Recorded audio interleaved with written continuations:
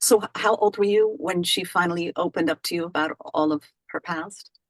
I was 50 years old when I first cracked the silence that she had vowed she would keep with respect to her hardships in terms of coming to Canada and her history, her life history as a refugee And uh, a single mom. and a single mom, right? Why? Why did she feel she had to Okay. swear to silence? So the story is like this.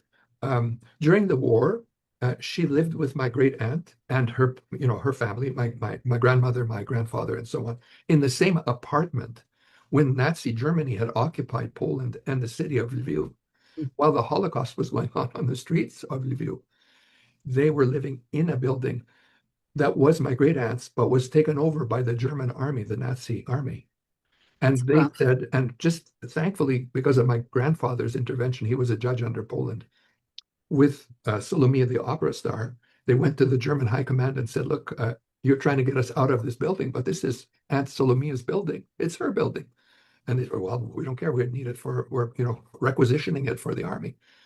And they reached a compromise. And the compromise was that my family, not me personally, but my family, would have one apartment in a three-story building for all the family members that were living in the building.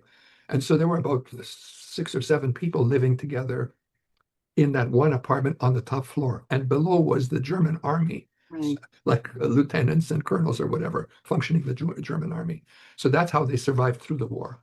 But my mother and her sister and my grandmother and grandfather all escaped into the West as refugees, going into Germany and ultimately into Austria, where my mother ended up. That's pre-arrival into Canada.